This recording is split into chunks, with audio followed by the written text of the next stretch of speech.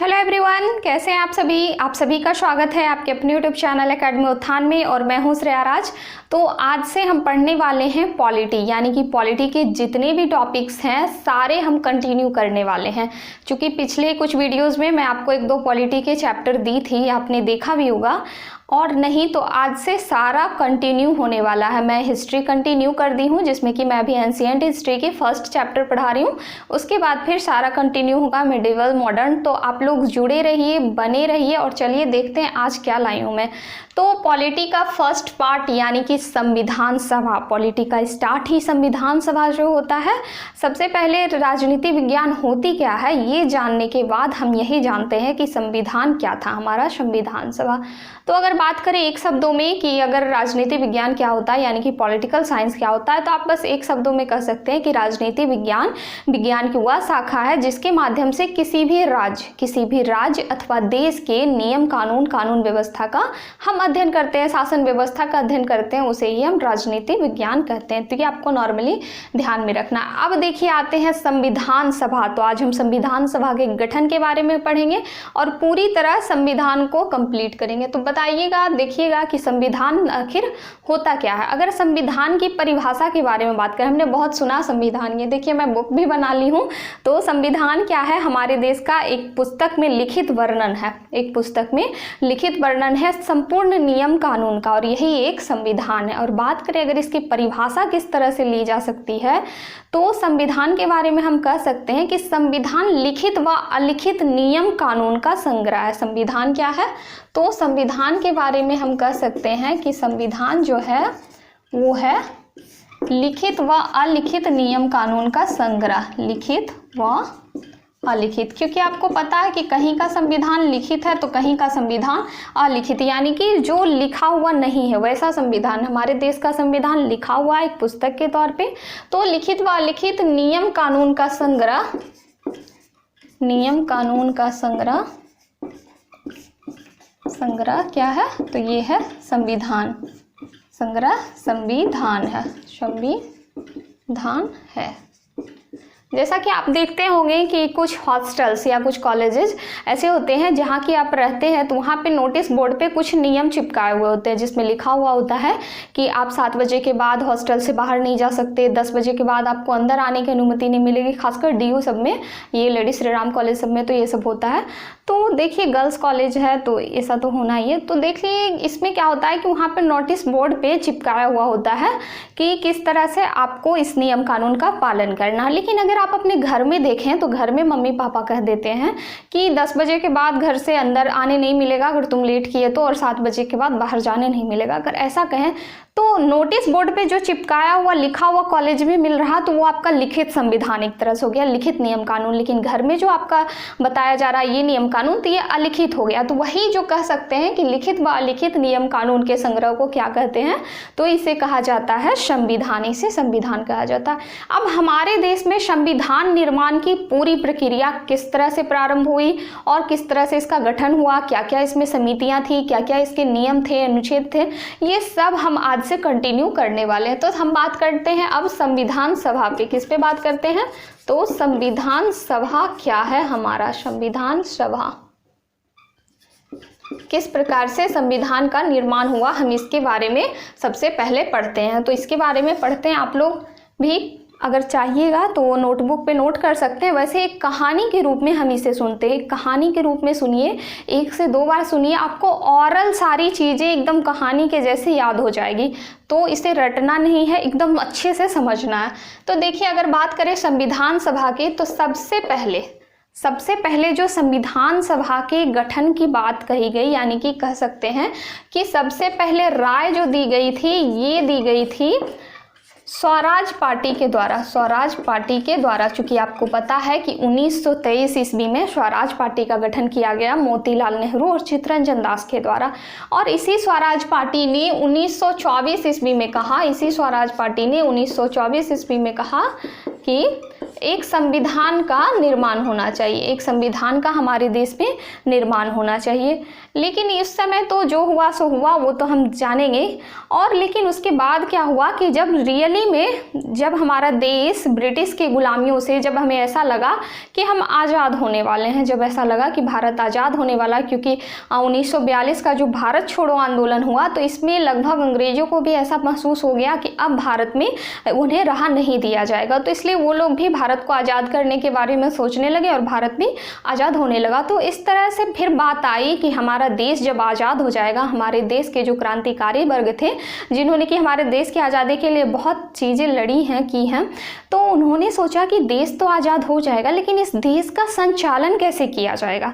क्योंकि आपको पता है कि हमारे देश में विभिन्न जाति, धर्म, समुदाय के लोग रहा करते हैं। तो गरीब भी हैं, उसमें अमीर भी है, उच्च वर्ग के हैं, निम्न वर्ग के। तो किस तरह से इसका संचालन किया जाएगा, कैसे देश को चलाया जाएगा बेहतर तरीके से। तो इसके लिए सबसे पहले संविधान सभा की जो राय दी गई, यानी कि एक संविधान का गठन करना चाहिए, एक कॉपी में लिख लेना चाहिए। जैसे देखिए, आप अभी अगर कंपटीशन एग्जाम की तैयारी कर रहे हैं तो आप क्या करते हैं, सबसे पहले एक नोटबुक लेते हैं कि आखिर हम पढ़ें क्या क्या, तो आप उस पर अपना सिलेबस लिख देते हैं, या फिर आप पेज में लिख के उसे दीवार पे चिपका देते हैं कि हमें चीज़ें याद रहेंगी कि हमें क्या क्या पढ़ना है। तो इसीलिए सबसे पहले राय दी गई मानवेंद्र नाथ राय के द्वारा, MN राय, जिसे कि मानवेंद्र नाथ राय इनका पूरा नाम है। एक कहानी की तरह समझते हैं एकदम पूरा।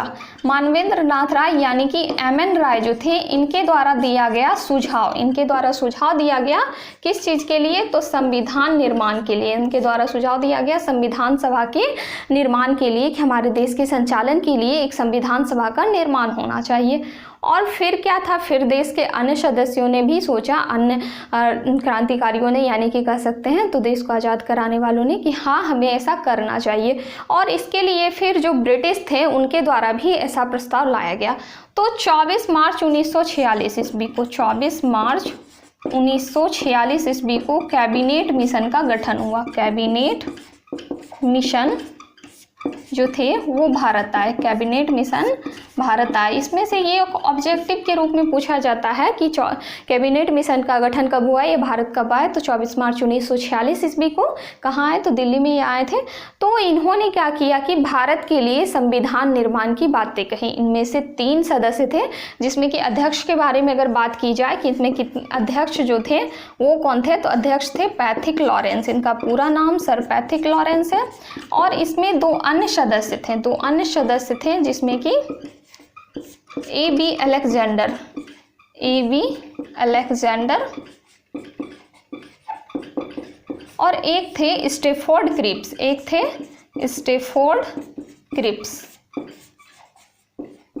तो ये जो 3 सदस्यीय कमेटी थी, यानी 3 सदस्यीय जो मिशन था, cabinet mission, Pethick Lawrence, AB Alexander और स्टेफोर्ड क्रिप्स जो थे, इन तीनों के द्वारा कैबिनेट मिशन भारत लाया। और इसी कैबिनेट मिशन ने भारत में संविधान सभा के निर्माण के लिए चुनाव कराए। संविधान सभा के निर्माण के लिए चुनाव किसने कराया, तो इसी कैबिनेट मिशन ने कराया। और कब कराया ये, तो जुलाई 1946 में। तो चुनाव कब हुआ, ये आपको ध्यान रखना है, चुनाव हुआ जुलाई 1946 में। जुलाई 1946 में संविधान सभा के निर्माण के लिए चुनाव कराया गया, जिसमें कि विभिन्न क्षेत्रों से चुनकर सदस्य आए, विभिन्न क्षेत्रों से चुनकर सदस्य। और इसमें अगर सदस्यों की बात की जाए तो चुनकर आए गए कुल सदस्यों की संख्या, लिखते हैं, चुनकर आए गए कुल सदस्यों की संख्या कितनी थी, संविधान सभा बनाने के लिए जो मेंबर थे उनका चुनाव हुआ था, और उसमें कुल सदस्यों की संख्या 389 थी, कुल की संख्या 389। जबकि अगर बात की जाए ब्रिटिश प्रांत की, यानी कि ब्रिटिश प्रांत से, क्योंकि उस समय तो भारत में ब्रिटिश का शासन था और ब्रिटिश ने कहा था कि संविधान निर्माण करना है,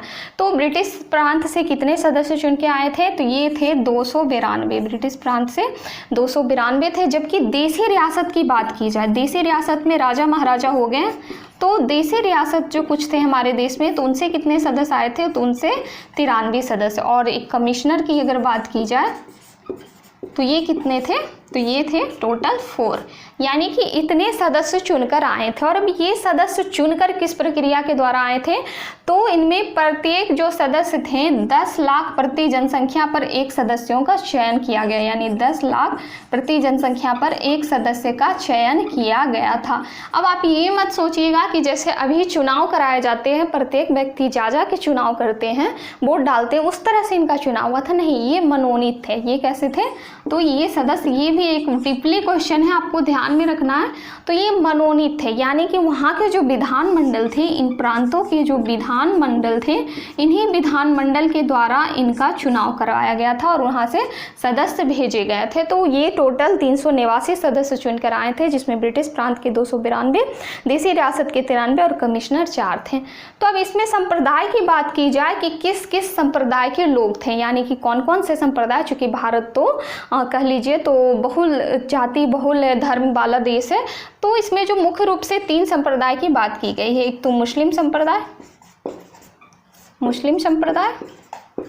या समाज कह सकते हैं आप, फिर सिख संप्रदाय और तीसरा हो गया सामान्य का मतलब साधारण वर्ग जो हो गए, नॉर्मल लोग, तो वो तीसरे हो गए। इसके अलावा आपको इसमें पता होना चाहिए कि 2 पार्टियां भी थी, यानी कि इसमें 2 पार्टियां भी शामिल थी जिसमें कि चुनाव कराने के वक्त। तो कौन कौन पार्टी थी, तो एक थी हमारी जो कांग्रेस पार्टी, एक कौन सी थी, कांग्रेस पार्टी। चूँकि आपको पता है कि कांग्रेस पार्टी का जो गठन हुआ था वो 1850 ईस्वी में बम्बई में हो गया था, ह्यूम की अध्यक्षता में। तो जब कांग्रेस पार्टी का गठन 1885 में ही हो गया था। और फिर एक थी मुस्लिम लीग, एक कौन थी, तो ये मुस्लिम लीग पार्टी थी, मोहम्मद अली जिन्ना की जो पार्टी थी। तो मुस्लिम लीग का गठन भी 1906 ईस्वी में हो गया था। तो इस तरह से ये दोनों पार्टियां भी इस संविधान सभा के निर्माण में शामिल हुई, इसके निर्माण में शामिल हुई, और ये सभी मिलाकर टोटल 389 सदस्य हुए। फिर स्टार्ट हुआ संविधान सभा की बैठक, यानी कि जब हमने सारे सदस्य चुन लिए, सब कुछ जान लिया कि किस तरह से बनाना है, तो अब उसका निर्माण किस प्रकार से किया जाए, इसके लिए बैठक हुई। इसके लिए क्या हुई, इसके लिए बैठक हुई। तो अगर फर्स्ट बैठक की बात की जाए कि पहली बार बैठक कब हुई, तो ये हुई 9 दिसंबर 1946 को। 9 दिसंबर 1946 को संविधान सभा की पहली बैठक हुई। और इसमें यदि बात की जाए कि किसे अध्यक्ष बनाया गया, तो अस्थायी अध्यक्ष, इसमें कंफ्यूज नहीं होना, आपको ध्यान से सुनना है। तो 9 दिसंबर 1946 को पहली बैठक हुई, जिसमें कि सबसे बुजुर्ग सदस्य जो थे डॉक्टर सच्चिदानंद सिन्हा, सबसे बुजुर्ग सदस्य डॉक्टर सच्चिदानंद सिन्हा को बनाया गया अस्थायी अध्यक्ष। इसे ध्यान में रखिएगा, अस्थायी अध्यक्ष बनाए गए, यानी ये अस्थायी नहीं थे, ये किसी भी प्रकार से अस्थायी नहीं थे। तो 9 दिसंबर 1946 को जो पहली बैठक हुई उसमें अस्थायी अध्यक्ष के रूप में बनाया गया डॉक्टर सच्चिदानंद सिन्हा को। और जस्ट इसी के 2 दिन बाद, और इसमें बच्चे कंफ्यूज होते हैं इसीलिए मैं आपको बता देती हूँ, तो जस्ट इसी के 2 दिन बाद यानी कि 11 दिसंबर 1946 को दूसरी बैठक हुई। 11 दिसंबर 1946 को दूसरी बैठक हुई और उसमें डॉक्टर राजेंद्र प्रसाद को अस्थायी अध्यक्ष बनाया गया। डॉक्टर राजेंद्र प्रसाद को अस्थाई अध्यक्ष बनाया गया। कैसा अध्यक्ष, तो अस्थाई अध्यक्ष। और यही होता है कंफ्यूजन, यानी कि आपसे एग्जाम में पूछा जाता है अस्थाई अध्यक्ष और आप डायरेक्ट अस्थाई अध्यक्ष समझ के डॉक्टर राजेंद्र प्रसाद को सही टिक कर देते हैं। लेकिन आपको ये ध्यान रखना है कि डॉक्टर जो सच्चिदानंद सिन्हा थे वो अस्थाई अध्यक्ष थे, जबकि डॉक्टर राजेंद्र प्रसाद जो थे वो अस्थाई अध्यक्ष थे। इसी के जस्ट 2 दिन बाद, आपको 2 दिन बाद से ध्यान में रखना है कि इसी के जस्ट 2 दिन बाद यानी कि 13 दिसंबर 1946 ईस्वी को, 13 दिसंबर 1946 ईस्वी को पंडित जवाहरलाल नेहरू द्वारा क्या पेश किया गया संविधान में, तो उद्देश्य प्रस्ताव पेश किया गया संविधान में। 13 दिसंबर 1946 को पेश किया गया, सिर्फ ये अभी पेश किया गया है। इसको जब मान्यता मिल जाएगी, स्वीकृत किया जाएगा, तो उस डेट को भी हम देखेंगे। तो उसी उद्देश्य प्रस्ताव जो बाद में चलकर क्या बना, तो हमारा प्रस्तावना बना। बाद में चलकर हमारा प्रस्तावना बना, एक तरह से ड्राफ्ट बना संविधान का।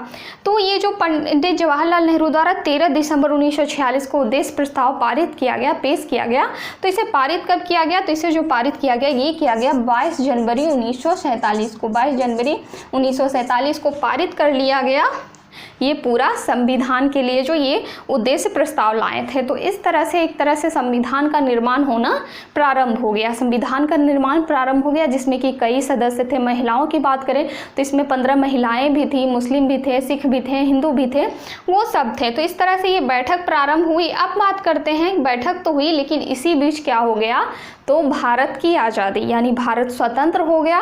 और उसी के साथ 3 जून 1947 ईस्वी को 3 जून 1947 ईस्वी को माउंटबेटन योजना लेकर भारत आया गया। यानी 3 जून 1947 को माउंटबेटन भारत आया और माउंटबेटन योजना के तहत, ये भी क्वेश्चन आपको ध्यान में रखना है कि किस योजना के तहत पाकिस्तान एक अलग राष्ट्र बना, पाकिस्तान के अलग करने की जो मांग की गई थी किस योजना के तहत, तो 3 जून 1947 ईस्वी को माउंटबेटन योजना के तहत पाकिस्तान को एक अलग राष्ट्र की मान्यता मिल गई। यानी कि ब्रिटिश ने सोचा कि जब हम भारत से जा ही रहे हैं तो क्यों ना हम भारत को अखंड यानी कि जो भारत था उसे तोड़ फोड़ के चले जाए। क्योंकि आपको पता है कि जब ये बैठक हुई तो इसे मुस्लिम लीग के जो मोहम्मद अली जिन्ना थे उनके द्वारा मान्यता नहीं दी गई। यानी कि उनका कहना था कि ये बैठक को मैं मान्यता नहीं दूंगा और मैं अलग राष्ट्र पाकिस्तान मुझे चाहिए। और इसी का फ़ायदा उठाते हुए माउंटबेटन जो थे वो यहाँ आए तो उन्होंने ऐसा देखा कि इन्हें अलग राष्ट्र चाहिए। तो और वो फिर जब ब्रिटिश गए तो वहाँ से फिर माउंटबेटन योजना के तहत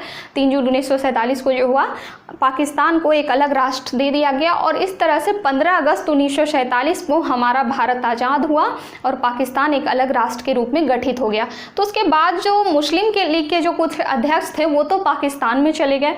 तो टोटल सदस्य कितने बचे जो यहाँ थे, यानी कि इस संविधान सभा में टोटल सदस्य बचे 299 सदस्य ही बचे थे उस समय यहाँ पर। और फिर देखिए जब संविधान में 299 सदस्य बचे तो फिर हुआ यानी कि संविधान सभा का पुनर्गठन। संविधान सभा का पुनर्गठन कब हुआ, तो 31 अक्टूबर 1947 को।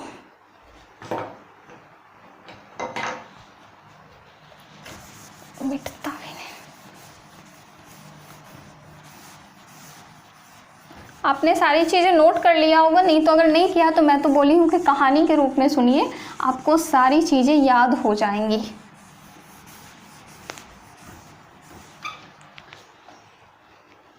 तो 31 अक्टूबर 1947 ईस्वी को फिर क्या हुआ, तो संविधान सभा का पुनर्गठन किया गया जिसमें कि कुल सदस्य कितने बचे थे, तो मात्र 299 सदस्य ही बचे थे।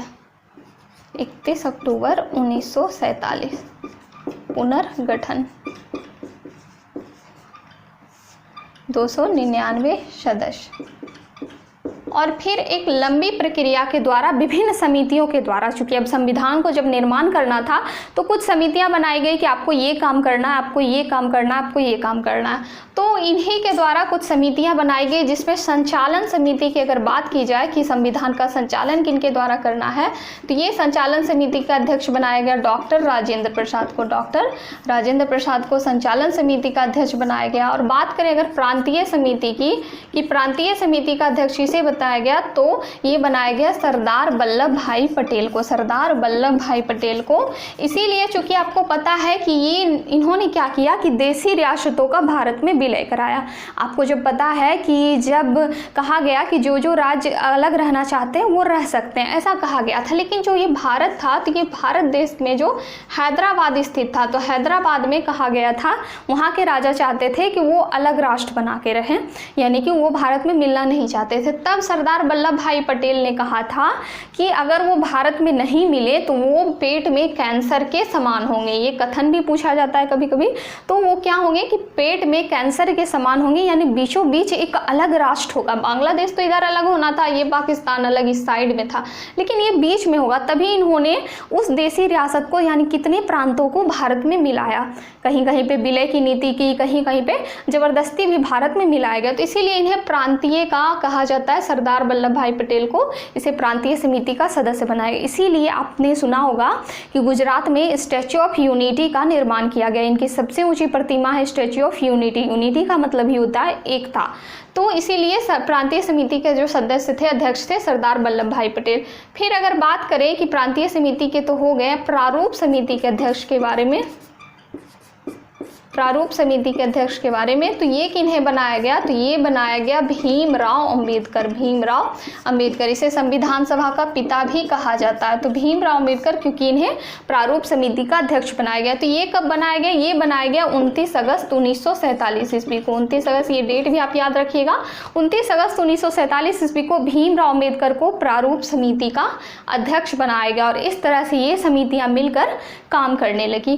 फिर देखते हैं कि इसके आगे क्या हुआ। तो इसके आगे फिर लंबी प्रक्रिया के दौरान संविधान सभा का निर्माण हुआ, यानी कि संविधान का निर्माण लंबी प्रक्रिया के दौरान हुआ, जिसमें कि संविधान बनकर कब तैयार हुआ, तो 26 नवंबर 1949 को संविधान बनकर तैयार हुआ। 26 नवंबर 1949 को संविधान बनकर एकदम मोटी सी बुक बनी, सबसे लंबी चौड़ी नियम कानून वाला सबसे बड़ा लिखित संविधान बना हमारे देश का। तो 26 नवंबर 1949 को ये तैयार हो गया, लेकिन इसे लागू कब किया गया, तो इसके बारे में अगर देखें तो लागू करने से पहले हम ये देख लेते हैं कि 24 नवंबर 1949 को, यानी कि 24 नवंबर 49 को जो क्या 24 जनवरी 1950 को क्या किया गया कि डॉक्टर राजेंद्र प्रसाद को राष्ट्रपति का पद दिया गया। डॉक्टर राजेंद्र प्रसाद को राष्ट्रपति बनाया गया। हमारे देश का प्रथम राष्ट्रपति जो थे 24 जनवरी 1950 को डॉक्टर राजेंद्र प्रसाद को बनाया गया। इसके अलावा 22 जुलाई 1947 ईस्वी को 22 जुलाई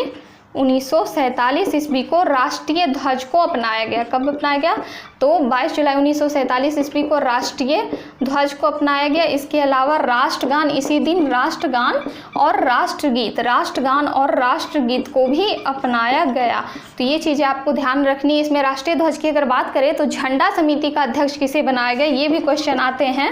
तो झंडा समिति का अध्यक्ष जो बनाया गया था वो बनाया गया था जे.बी. कृपलानी को। जे.बी. कृपलानी को बनाया गया झंडा समिति का अध्यक्ष, और यही जे.बी. कृपलानी थे जिन्होंने कि डॉक्टर सच्चिदानंद सिन्हा को पहली बार अस्थायी अध्यक्ष बनाने की बात कही थी। तो जे.बी. कृपलानी झंडा समिति का अध्यक्ष बनाया गया 22 जुलाई 1947 को, और इसी जुलाई 1947 में भी पाकिस्तान के लिए भी अपना संविधान का बात रखी गई। तो वो तो उधर की बात है, उधर की बात से हमें क्या लेना। तो 22 जुलाई 1947 को जो था डॉक्टर राजेंद्र यानी राष्ट्रीय ध्वज को अपनाया गया, और उसके बाद 24 जनवरी 1950 को डॉक्टर राजेंद्र प्रसाद को बनाया गया राष्ट्रपति। उसके बाद देखिए जो बात आती है संविधान के लागू होने की। संविधान के लागू होने की अगर बात करें तो ये कब लागू हुआ, तो ये लागू हुआ 26 जनवरी 1950 को। 26 जनवरी 1950 को संविधान लागू हुआ। चूँकि संविधान इतना पहले बन गया तो फिर ये लागू इतना लेट से क्यों हुआ, ये बात एक मन में आता।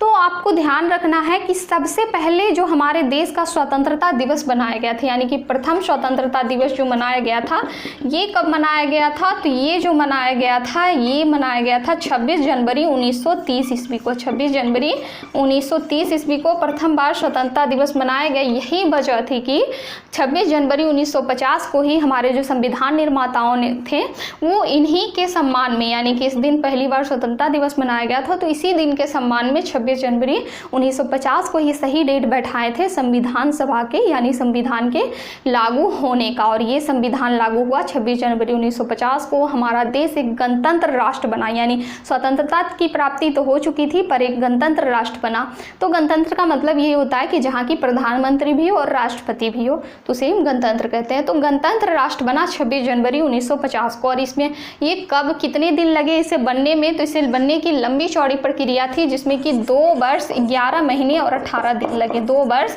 11 महीने और 18 दिन लगे इसे बनने में, पूरी तरह संविधान को बनने में। और 47 किलो के वजन, ऐसा मैंने सुना है, कंफर्म नहीं हो भी लेकिन कभी सुनी थी कि 47 किलो इस जो बुक का ये भार है, तो ये कितना है 47 kg का ये बुक रेडी किया गया था संविधान का।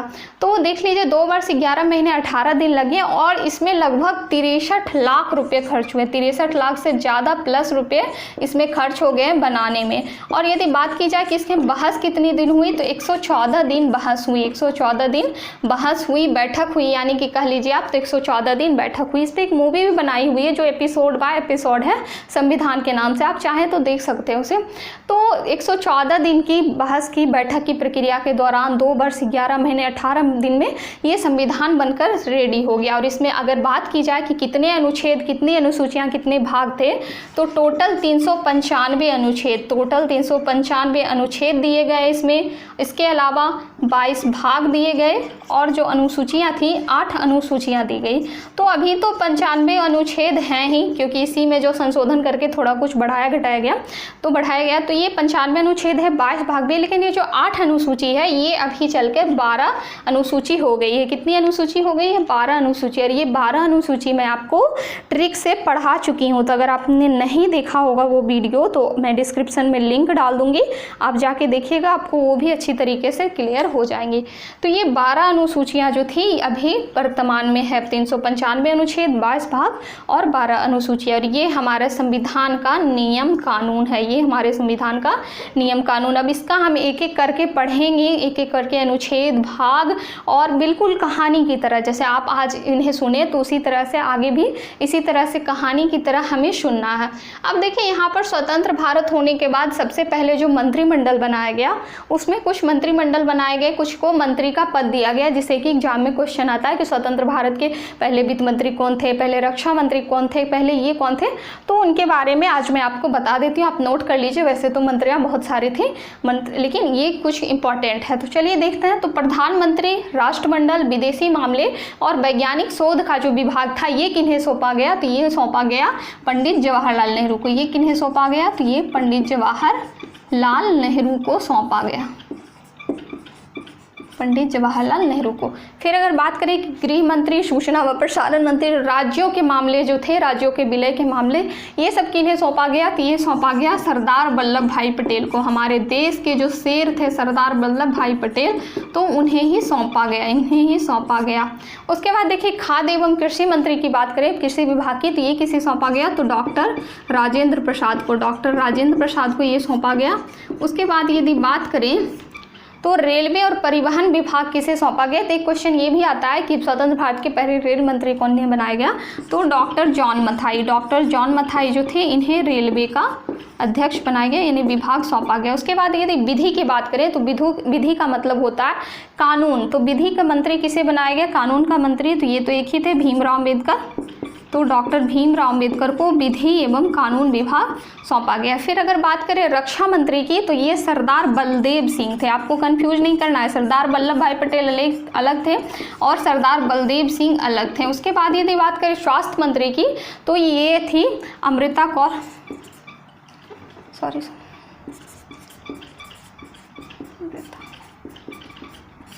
और उसके बाद यदि बात करें वित्त मंत्री की, तो ये वित्त मंत्री कौन थे? तो ये जो वित्त मंत्री थे ये थे सनमुखम सेट्टी, सनमुखम सेट्टी।